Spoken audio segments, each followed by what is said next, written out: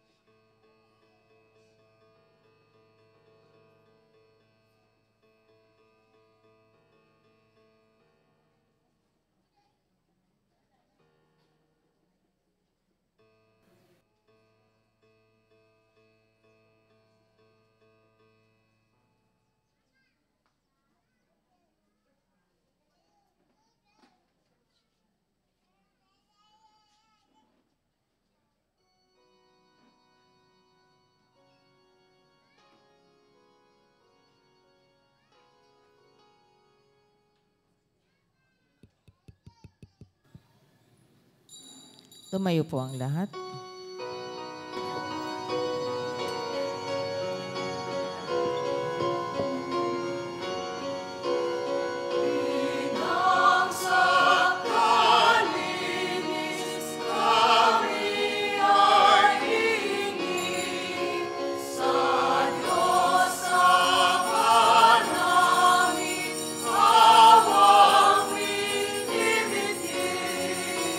Ave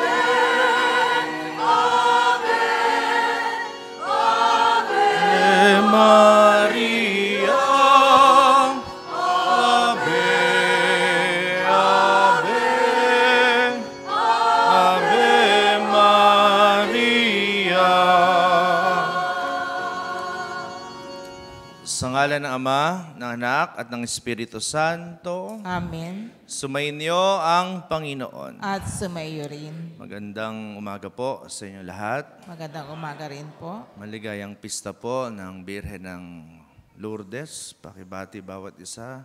Happy Fiesta. Happy Fiesta po. Ang pistang ito ay kaalinsabay ay ating mga panalangin para sa mga may sakit at may karamdaman. Ngayon po ay araw ng pandaigdigan. Ang pandaigdigang araw para sa mga may sakit. Kaya po lahat ng ating intensyon ngayon, kahilingan sana ay ipatungkol natin sa mga kakilala, kaibigan, kapamilya na mayroong sakit. Upang tunay nga ang Diyos ng kagalingan, ang dakilang manggagamot, ay dulutan sila ng kagalingan, lakas at kaligtasan. At upang tayo rin po ay magkamit noong mga iyon, atin muna ngayon alalahanin, pagsisihan, at hingin ng tawad lahat ng nagawang pagkakasala.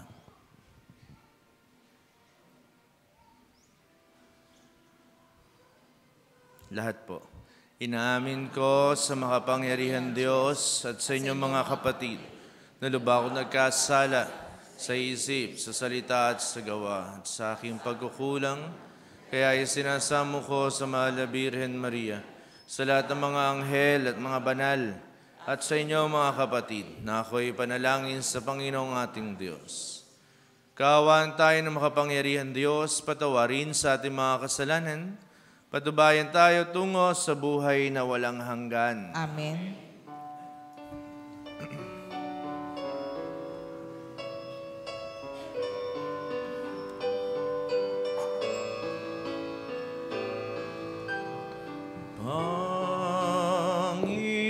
Panginoon, kaawaan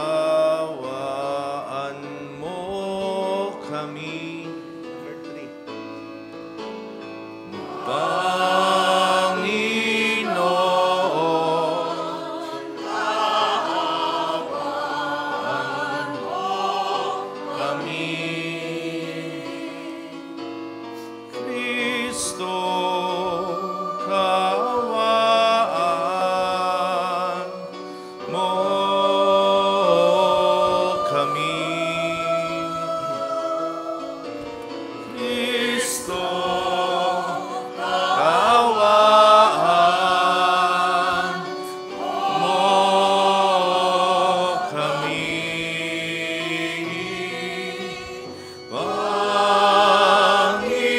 Panginoon, kaawaan mo kami.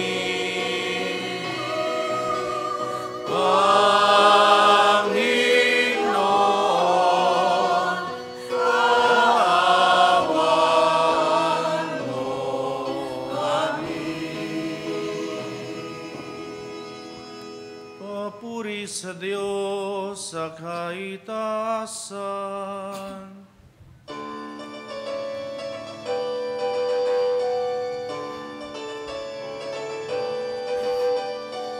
Puri sa Diyos sa kaitaasan at sa lupa'y kapayapaan. Puri sa Diyos sa kaitaasan at sa lupa'y kapayapaan.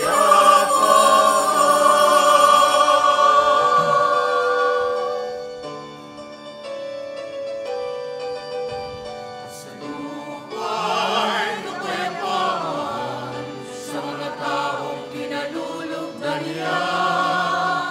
Linupunin ka namin, inarangal ka namin, sinasamba ka namin, ipinagpupunyi ka namin, pinasasalamatan ka namin, dahil sa nakita mo aking kapulihan.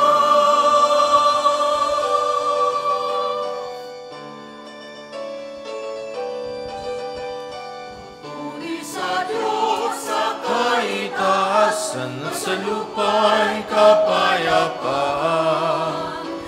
Puri sa Diyos sa kaitaasan at sa lupa'y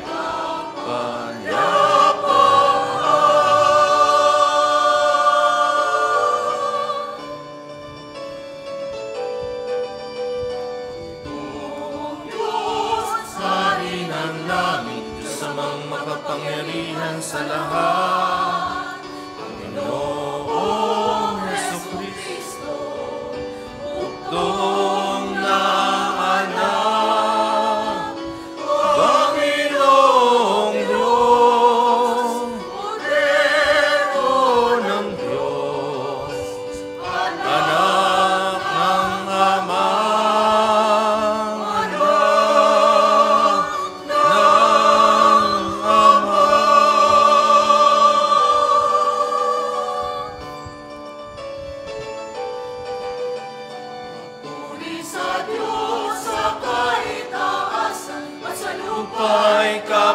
kapayapaan. Papuri sa Diyos sa kaitaasan at sa lupa'y kapayapaan.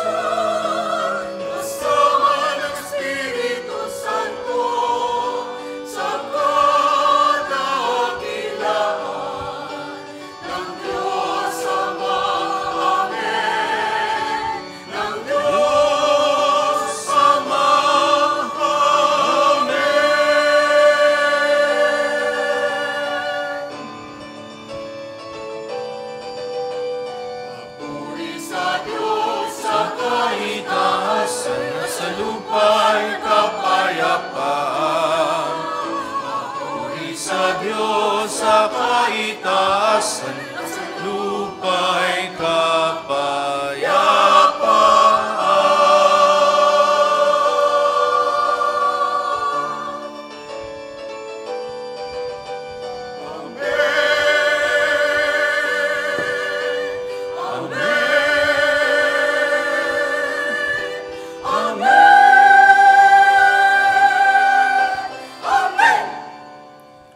Manalangin tayo. Ama naming makapangyarihan, pagkaloob mo sa amin ng lakas upang alalayan kaming mga mahihina. Ngayong ginugunita ang kalinis-linisang ina ng Diyos at kaming dinadalangin niya'y makabangon nawa sa pagkakalugmok sa kasalanan. Nilulog na ito sa pamamagitan ni Kristo kasama ng Espiritu Santo magpasawalang hanggan. Amen. Tayo po'y magsiupo.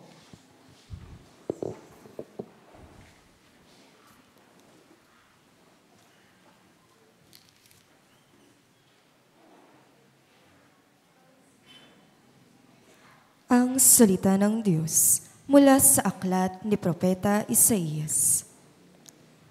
Magalak ang lahat, magalak kayo dahil sa Jerusalem, ang lahat sa inyo na may pagmamahal, wagas ang pagtingin. Kayo'y makigalak at makipagsaya, lahat kayong tumangis para sa Kanya.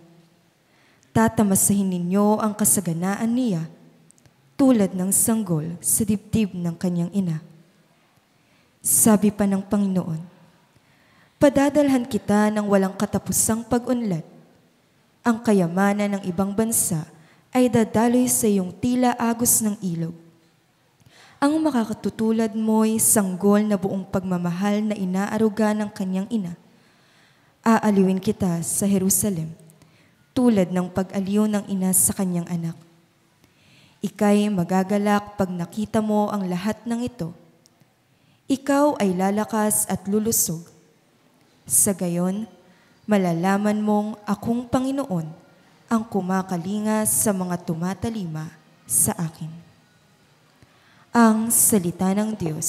Salamat sa Diyos. Pinupuri kang lubusan ng lahat sa ating bayan. Pinupuri kong lubusan ang lahat sa ating bayan. Anak, sumasa iyo ang pagpapala ng Diyos na kataas-taasan. Higit kang pinagpala kaysa lahat ng babae sa lupa. Purihin ng Panginoon, ang Diyos na lumalang sa langit at lupa. Pinupuri kong lubusan ang lahat sa ating bayan.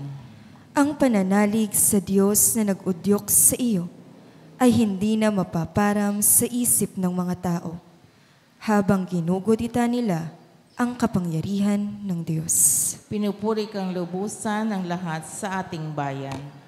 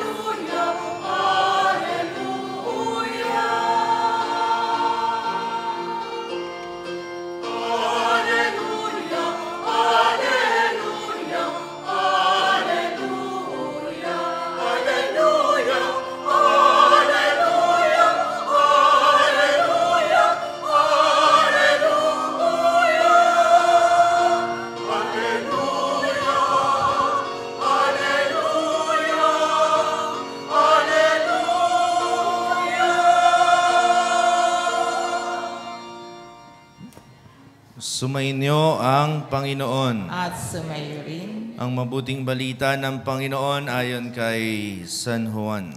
Papuri sa iyo, Panginoon.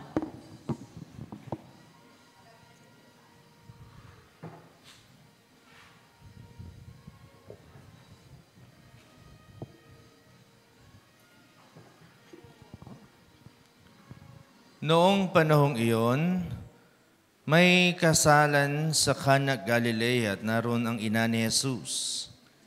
Si Jesus at ang kanyang mga alagad ay naroon din. Kinapos ng alak kaya't sinabi ng ina ni Jesus sa kanya, naubusan sila ng alak. Sinabi ni Jesus,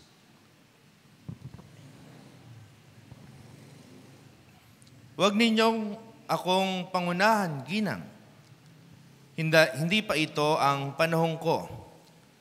Sinabi ng kanyang ina sa mga naglilingkod, gawin ninyo ang anumang sabihin niya sa inyo. Dooy may 6 na tapayan, ang bawat isa'y naglalaman ng 20 hanggang 30 galon.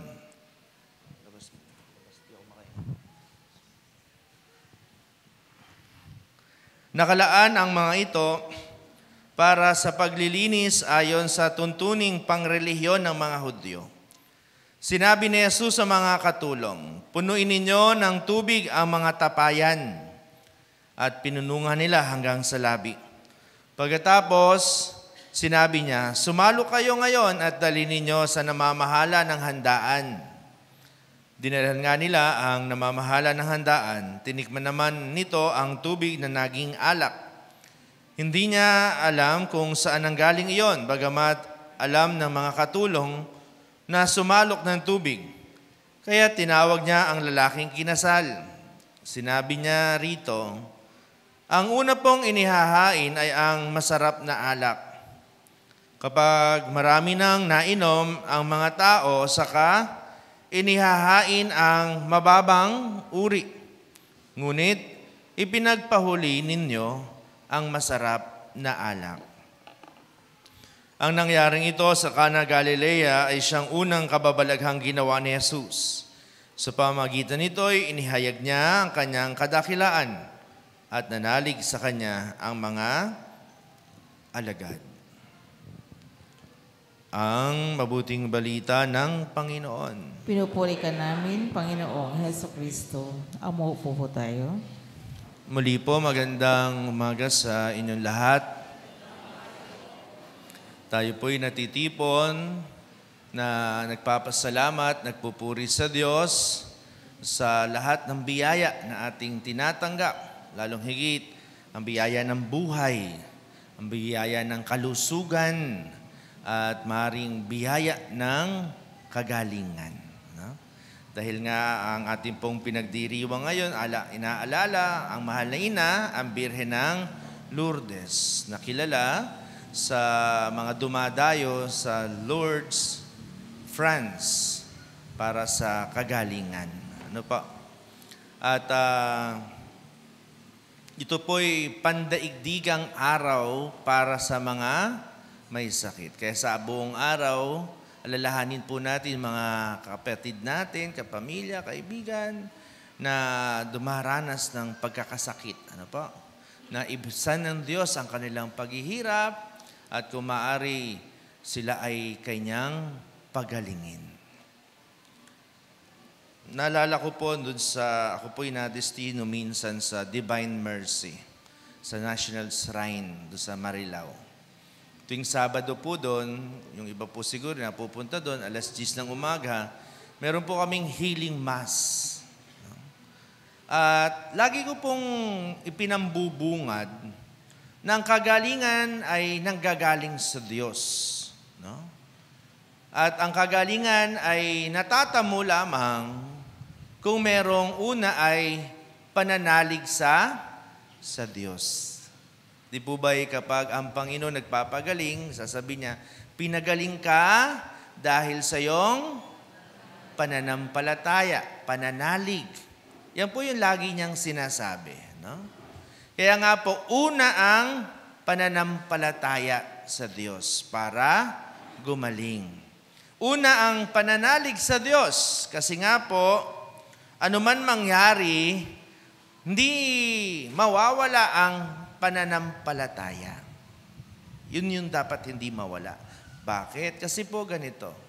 Kapag ikaw ay gumaling, salamat sa Diyos. Di po ba? Gumaling. At yun ay galing sa Panginoon. Paano pag hindi ka gumaling? Hindi natupad ang iyong dasal. Magtatampo ka ba sa Diyos? Hindi naman, di po ba? Bakit? Kasi una ang pananampalataya. Pag hindi ka gumaling, salamat pa rin sa Diyos. Amen po. Kasi nga po, kahit man nung araw, nung panahon ng Panginoon, yung kanyang mga pinagaling, nasaan? Wala na rin eh. Ibig sabihin, nagkasakit din. Sa huli ay namatay din.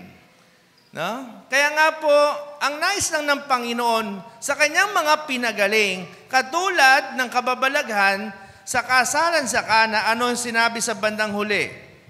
Sa pamamagitan nito'y inihayag niya ang kanyang kadakilaan. Pinakita ng Diyos ang kanyang kadakilaan. At ano nangyari? Nanalig sa kanya ang mga alagad. Hinihingi ng Diyos sa atin ang ating pananalig sa Kanya. Dahil nga kung ano man mangyari, pinagaling o hindi pinagaling, alam natin na ang Diyos ay laging mabuti sa atin. Kung hindi man pinagaling, alam natin at meron tayong pagtitiwala na may inihahandang mas mabuti ang Diyos. Amen po. Ganun po. Ano man mangyari, alam natin, lahat ng ito'y sa kabubuti natin. Basta isuko natin sa Diyos ang ating puso, ang ating kaluluwa, at manalig lagi sa Kanya. Yun po ang hinihingi sa atin. At doon, tunay tayong gagaling. Amen po. Ayan. Kaya nga po, maganda, suriin natin, halimbawa nga po, yung mga kwento ng Panginoon mga kwento ng Panginoon sa pagpapagaling. Ang una po kasi, para kalinsabay ng pananalig, meron tayong kababaang loob. Ayan. We have to humble ourselves. Ano ibig sabihin? Di po ba ang Panginoon sa kanyang pagpapagaling, ang mga tao doon ay naninikluhod sa Kanya. Yun po yung mga salita, naninikluhod. Ibig sabihin, nakaluhod doon at nagmamakaawa para sila'y pagalingin. May mga salita pang nagpatira pa ang balalaki at humiling ng kagalingan sa Panginoon. Nang ibig sabihin, alam niyo po, ang kahinaan ng Diyos, kung pwede man sabihin, ano po, ang kahinaan ng Diyos ay yung taong mapagpakumbaba. Dahil ang pagiging mapagpakumbaba sa harap ng Diyos ay isang pahiwatig ng pagsuko na hindi ko kaya, na ako'y mahina. Panginoon, kayo lamang ang aking sasambahin. Sa iyo lamang ako aasa. Hindi sa aking kakayanan, hindi sa aking kalakasan, hindi sa aking magagawa, kundi lahat ay sa biyaya ng Diyos. Yun po yung pagiging mapagpakumbaba. Kasi nga po, lalo na sa harap ng pagkakasakit, wala tayong magagawa. Gaano man ang pera mo kung talagang malubha, di po ba? Kaya sa huli, sa Diyos lamang. Iyon ay dapat meron kang kababaang loob. Yan po yung tataglay nating kaalinsabay ng pananalig. Pangalawa, we have to express ourselves. Express. Ibig sabihin mo, ano yung hangad ng puso mo. Di po ba isang sikat na tagpo nung ang Panginoon pinagaling yung bulag? Bago niya pagalingin yung bulag, anong tanong ng Panginoon doon sa bulag? Ano ang nais mong gawin ko sa iyo? Tinanong ng Panginoon yon. Kung mamimiloso po yung bulag, sasabihin, Lord naman, nakita mo naman bulag ako. No? Hihingin ko bang makalakad? Di ba? Sasabihin, kung mamimiloso po yung bulag, pero hindi naman po. No? Sabi nung bulag, nais ko pong makakita. Hangad ng Panginoon na sabihin mo rin. At ito yung sa pamamagitan ng ating pananalangin. Di po alam ng Panginoon, hangad ng ating puso, nababasa ng Panginoon ang ating kalooban. Pero nais niyang ilahad mo sa Kanya. Sabihin mo sa Kanya, parang isang magulang, hindi huhulaan ng magulang yung gusto ng anak pag hindi nagsalita.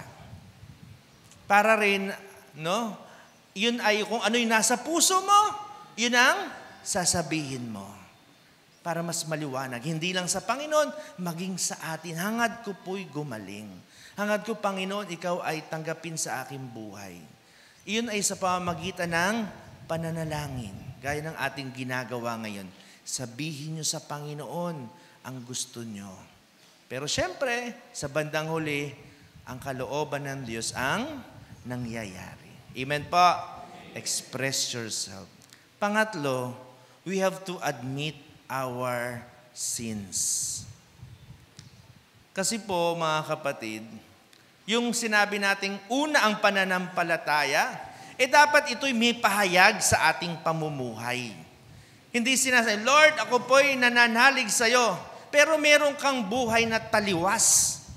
May buhay kang hindi mabitwan-bitwan at yung buhay ng pagiging makasalanan.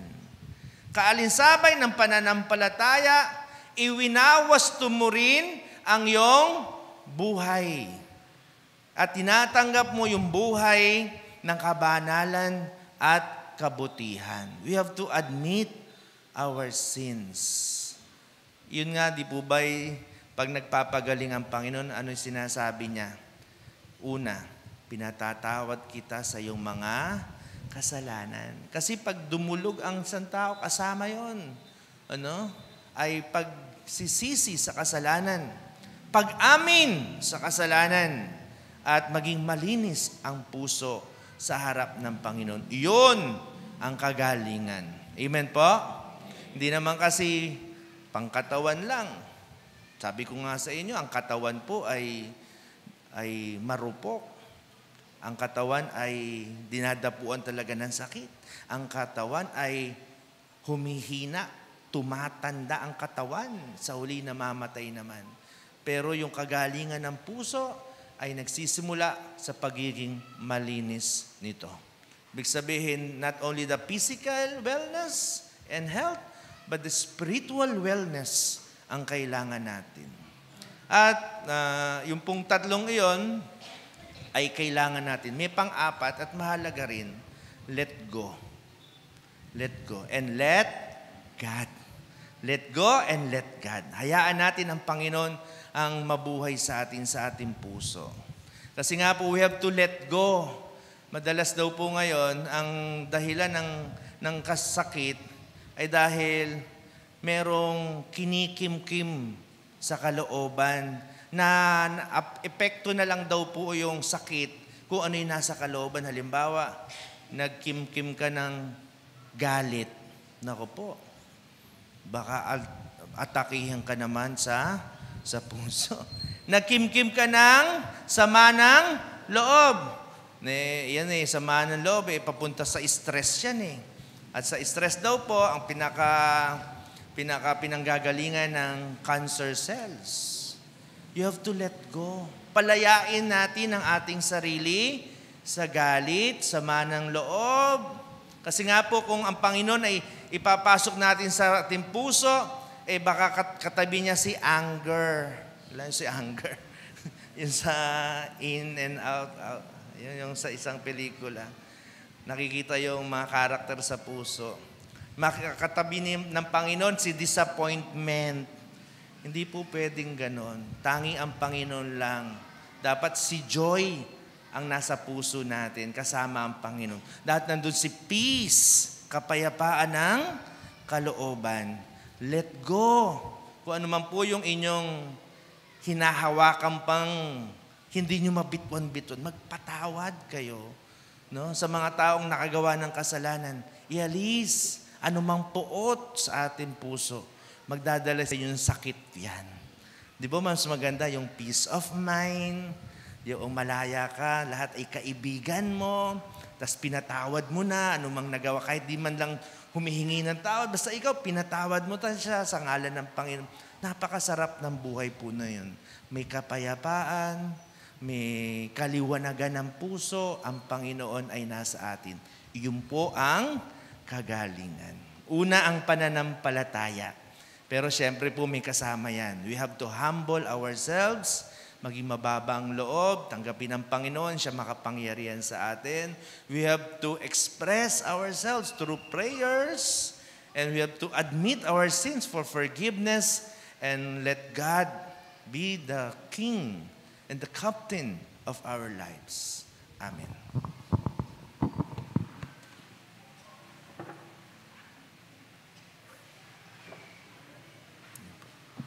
Tumayo po ang lahat.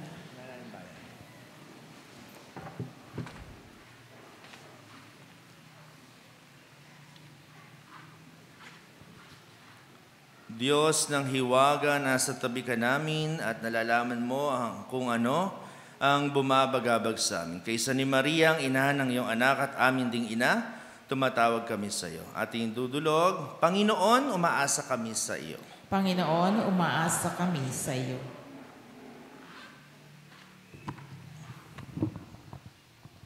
Ang Santo Papa, mga obispo, mga pari at mga relihiyoso, naway maging tapat sa kanilang pangako sa Diyos, manalangin tayo sa Panginoon. Panginoon, umaasa kami sa iyo.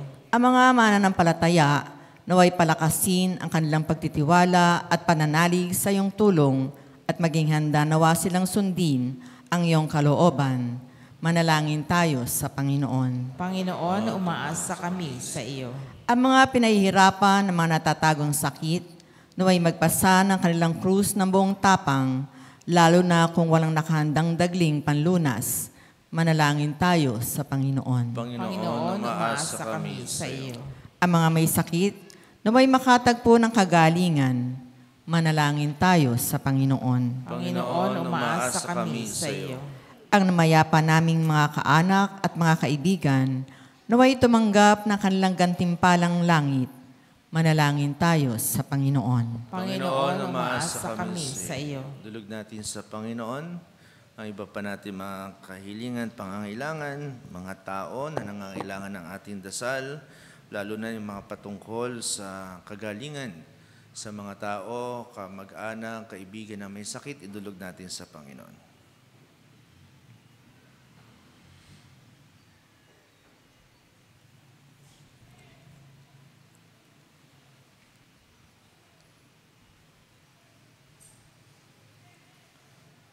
Panginoon ng kagalingan, tulungan mo po kami upang kami ay maging handang ipagkatiwala ang aming mga sarili sa iyo, katulad ng ginawa ni Maria. Hiniling na ito sa pamamagitan ni Kristo na aming Panginoon. Amen. Amen. Magsiupo po ang lahat.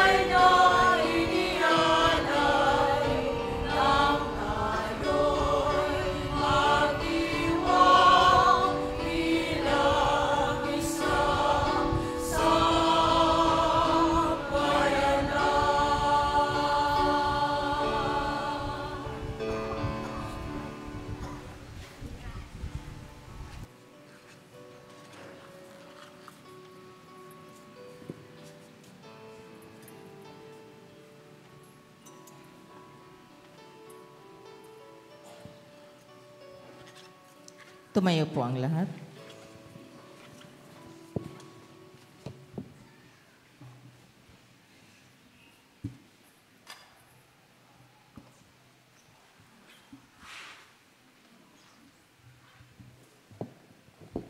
Manalangin kayo, mga kapatid ko, upang ating alay, ang ating hain, ay kalugdanan Diyos amang butihin. Tanggapin ang gawa ng Panginoon, ito paghahain sa iyong mga kamay, sa kapurihan niya at karangalan, sa ating kapakinabangan at sa buong sambayan niyang banal.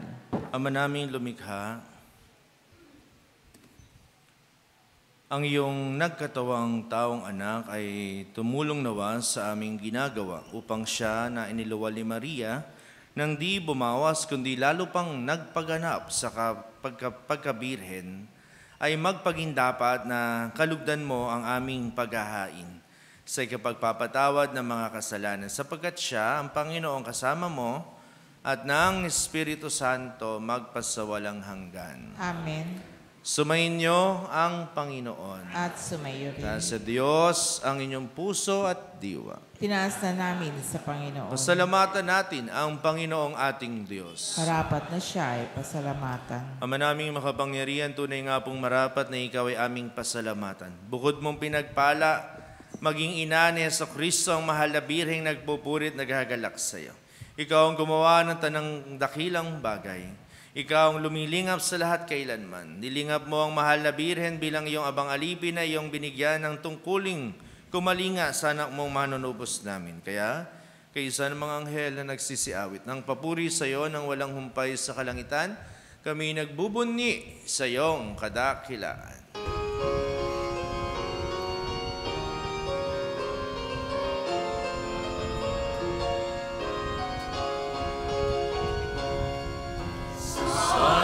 Santo, Santo, Panginoong Diyos ng mga hukbo, ang langit at ang lupa ng kadakilaan mo. Hosana, Hosana, Hosana sa kaitaasan. Pinagpala ang naparirito sa ngalan ng Panginoon. Hosana, Hosana, Hosana sa kaitaasan.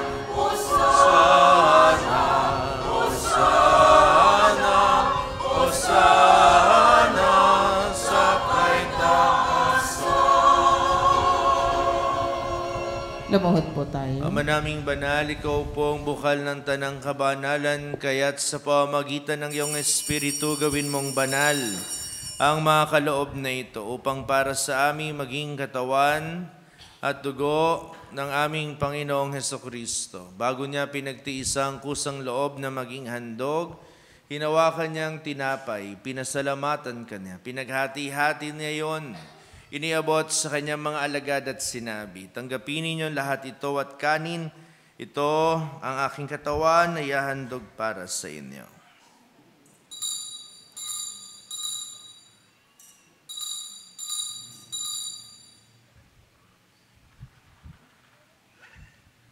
Gayun din naman nang matapos ang hapunan, hinawakan niyang kalis, muli kanyang pinasalamatan.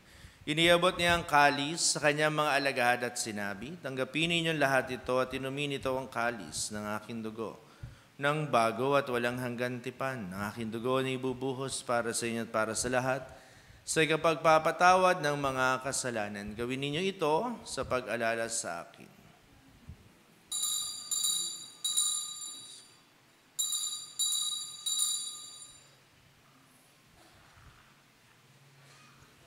Ang misteryo ng pananampalataya. Tumayo po.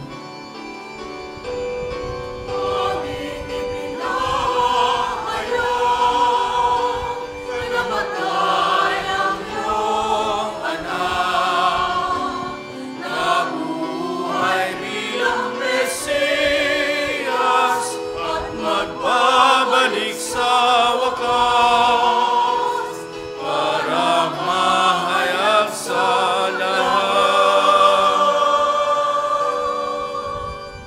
ginagawa po namin ngayon ng pag-alala sa pagkamatay at muling pagkabuhay ng iyong anak. Kaya tinaalay po namin sa iyo ang tinapay ng buhay at ang kalis ng kaligtasan. Kami nagpapasalamat dahil kami iyong minarapat na tumayo sa harap mo para maglingkod sa iyo. Sinasamo namin kami magsasalo-salo sa katawan at dugo ni Kristo ay mabuklod sa pagkakaisa sa pamamagitan ng Espiritu Santo. Malinghapin mo po ang iyong simbahan laganap sa buong daigdig.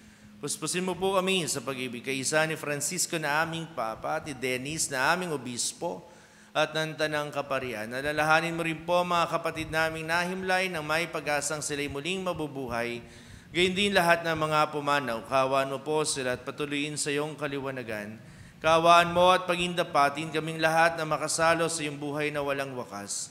Kay isa na mahal na Birhen Maria na ina ng Diyos, si San Jose ng mga apostol at ang lahat ng mga banal na namuhay dito sa daigdig ng kalugod-lugod sa iyo. May pagdiwang nawa namin ang pagpupuri sa ikararangal mo sa pamamagitan ng iyong anak na aming Panginoong Hesukristo. Sa pamamagitan ni Kristo, kasama niya sa Kanya lahat ng parangal at papuri sa iyo, Diyos Amang makapangyarihan, kasama ng Espiritu Santo, magpasawalang hanggan.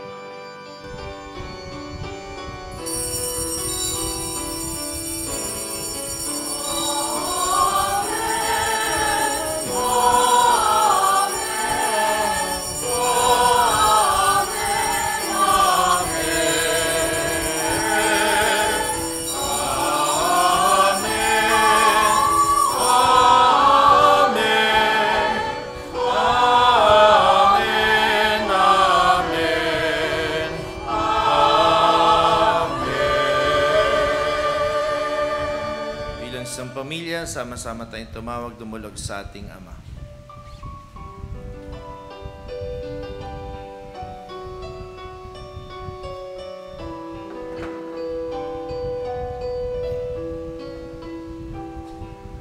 Ama namin, sumasalangit ka, sambahin ang ngalan mo.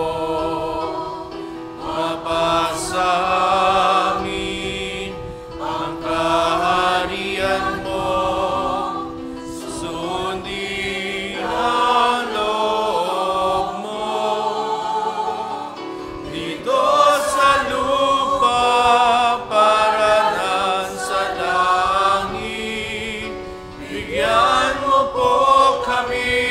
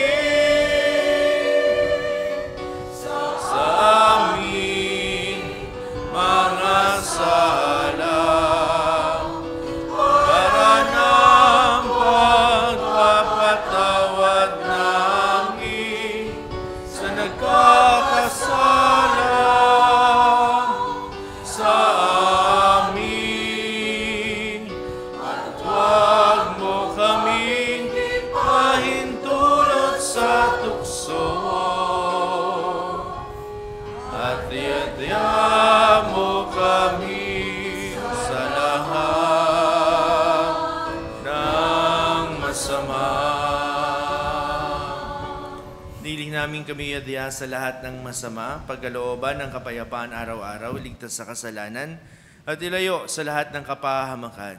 Samantalang aming pinananabikan ang dakilang araw ng pagpapahayag ng tagapagligtas naming si Jesucristo. Sapagkat iyo ang kaharian,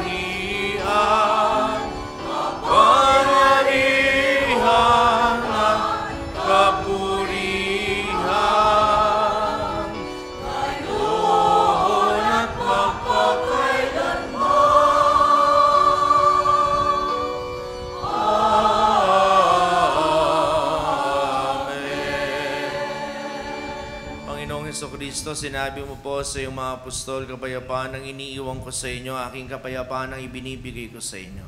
Tunghayan mo ang aming pananampalataya at huwag ang aming mga pagkakasala. Pagkalooban mo kami ng kapayapaan at pagkakaisa ayon sa iyong kalooban kasama ng Espiritu Santo, magpasawalang hanggan. Amen. Ang kapayapaan ng Panginoon ay laging sumainyong lahat. At sumayo. Magbigayan kayo ng kapayapaan ni Kristo sa isa't isa. Kapayapaan po, peace be with you.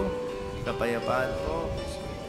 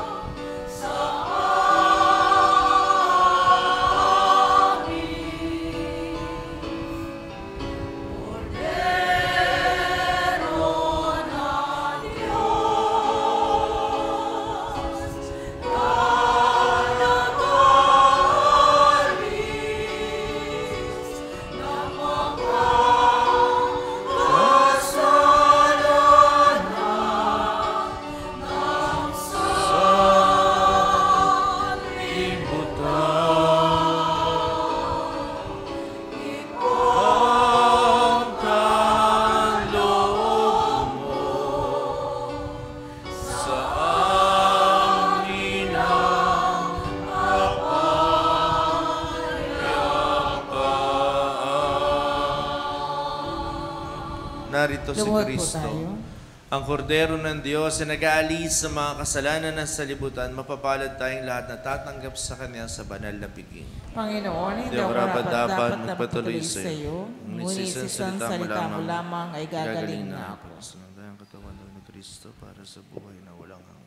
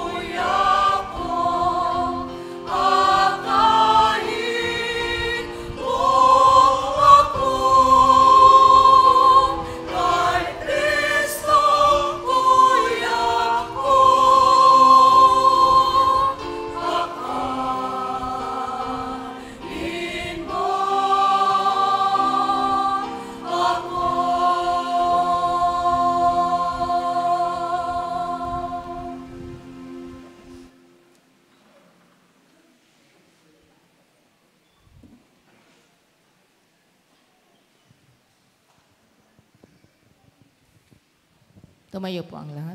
Manalangin tayo. Ama naming mapagmahal, sa pagsasalo namin sa banal na pakikinabang, ang iyong kagandahang loob ay aming hinihiling upang ang pagpaparangal namin sa mahal na Birhen at pagtulad namin sa Kanya ay magpagindapat aming paglingkuran ang pagganap sa kaloob mong kaligtasan. Sa pamamagitan ni Jesucristo, kasama ng Espiritu Santo magpasawalang hanggan. Amen. Salamat po sa inyo lahat na nakisat naging bahagi ng ating banal na pagdiriwang. Pasalamat din po sa mga naglingkod sa altar. Matapos po ang banal na misa, meron pong pagpapahid ng langis para sa may sakit. Sumayin niyo ang Panginoon. At sumayo rin. Pagpalaingatan kayo ng makapangyarihan, mapagmahal na Diyos, Ama, Anak at Espiritu Santo. Amen. Mayo po kayo, taglay pag-ibig at kagalingan mula sa Panginoon. Salamat sa sa Diyos.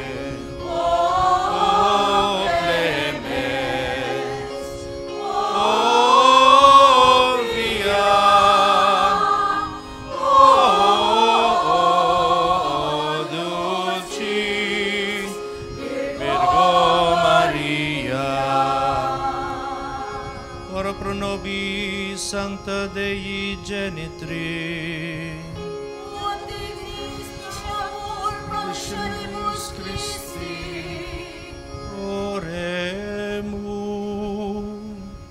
Omnipotens superne Deus qui gloriosa Virginis Matris Mariae corpus et animam, ut dignum filia vedacolum fecem eretur, Spiritu Sancti Caperante preparasti, Davit vius comminationem letamur, eius pia intercessionem stantibus mali, et a morte perpetua liberemur, per iudem Christum Dominum nostrum. Amen. Divinum auxilium maneat semper nobiscum,